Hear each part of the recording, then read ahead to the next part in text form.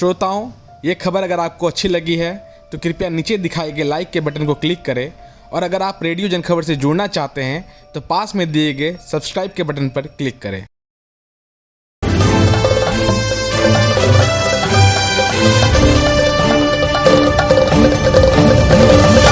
9 जुलाई को रेडियो जनखबर के 89वें अंक में आपका स्वागत है।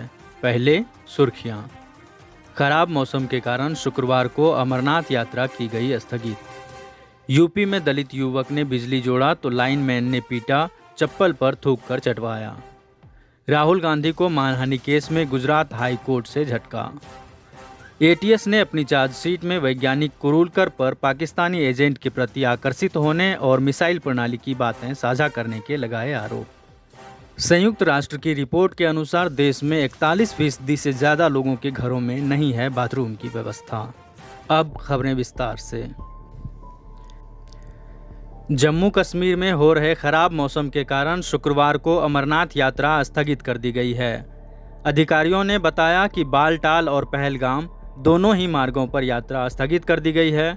उन्होंने आगे कहा, यात्रा रोक दी गई है और किसी श्रद्धालु को आज सुबह गुफा की ओर जाने की अनुमति नहीं है। शुक्रवार सुबह भारी बारिश शुरू हो गई, जिसके कारण श्रद्धालुओं की यात्रा अस्थायी रूप से स्थगित कर दी गई है। इस साल 30 जून को अमरनाथ यात्रा शुरू से लेकर अब तक कुल 43,833 तीर्थयात्री जम्मू आधार शिविर से घाटी के लिए रवाना हो चुके हैं। उत्तर प्रदेश के सोनभद्र जिले में एक दबंग लाइनमैन ने दलित जाति से आने वाले एक युवक को पहले बुरी तरह पीटा और फिर अपना चप्पल चटवाया। पीड़ित ने इसकी शिकायत शाहगंज थाना के क्षेत्र में की है, जहां पुलिस ने मामला दर्ज कर केस की जांच शुरू कर दी है। जानकारी के अनुसार रॉबर्ट्सगंज के बहुवार गांव निवासी राजेंद्र 2 दिन पूर्व शाहगंज थाना क्षेत्र के बाल्डीह गांव में अपने ननिहाल गया हुआ था।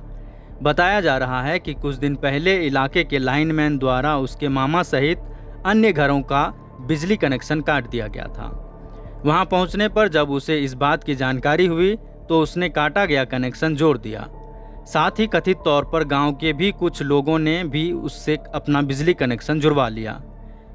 पीड़ित का आरोप है कि पहले आरोपी लाइनमैन ने उसकी जमकर पिटाई की, इसके बाद उससे अपना चप्पल चटवाया और लोगों के सामने ही उससे कान पकड़कर उठक बैठक करवाई। साथ ही आगे से ऐसा करने पर इससे भी बुरा अंजाम भुगतने की धमकी दी। शाहगंज थानाध्यक्ष ने बताया कि प्रकरण में SC/ST एक्ट सहित IPC की धाराओं में मामला दर्ज कर छानबीन शुरू कर दी है।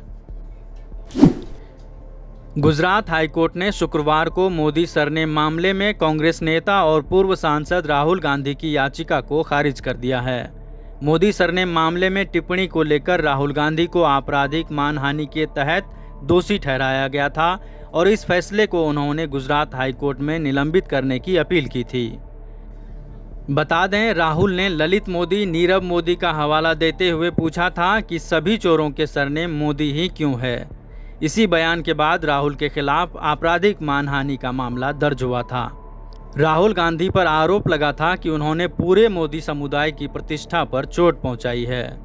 राहुल गांधी ने कहा था कि जब उन्होंने यह बयान दिया था तब उनका इरादा किसी समुदाय की प्रतिष्ठा को चोट पहुंचाने का नहीं था। हाई कोर्ट के फैसले के बाद अखिल भारतीय कांग्रेस कमेटी के महासचिव KC वेणुगोपाल ने कहा कि पार्टी गुजरात हाई कोर्ट के फैसले को सुप्रीम कोर्ट में चुनौती देगी।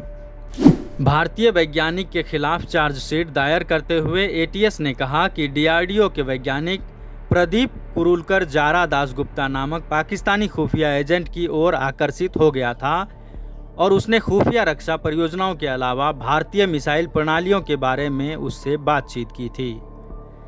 एटीएस ने वैज्ञानिक और पाकिस्तानी ऑपरेटर के बीच विस्फोटक चैट का खुलासा करने का दावा किया।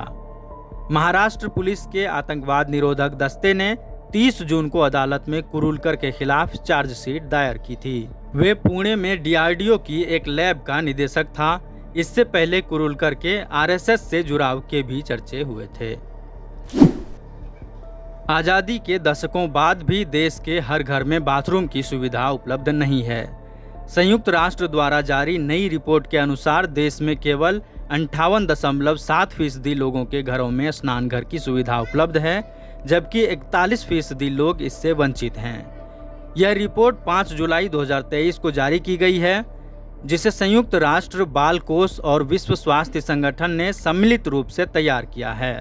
इसका सबसे ज़्यादा प्रभाव देश में महिलाओं पर पड़ रहा है, जिन्हें अपनी इस बुनियादी ज़रूरत के लिए भी संघर्ष करना पड़ता है। ऐसे में प्रश्न यह उठता है कि क्या बाथरूम का निर्माण देश में स्वच्छता और नारी के सम्मान से जुड़ा हुआ मुद्दा नहीं है। इसी के साथ इस अंक के समाचार समाप्त। अगले अंक के समाचार के लिए मिलेंगे गुरुवार को। तब तक के लिए दें इजाज़त।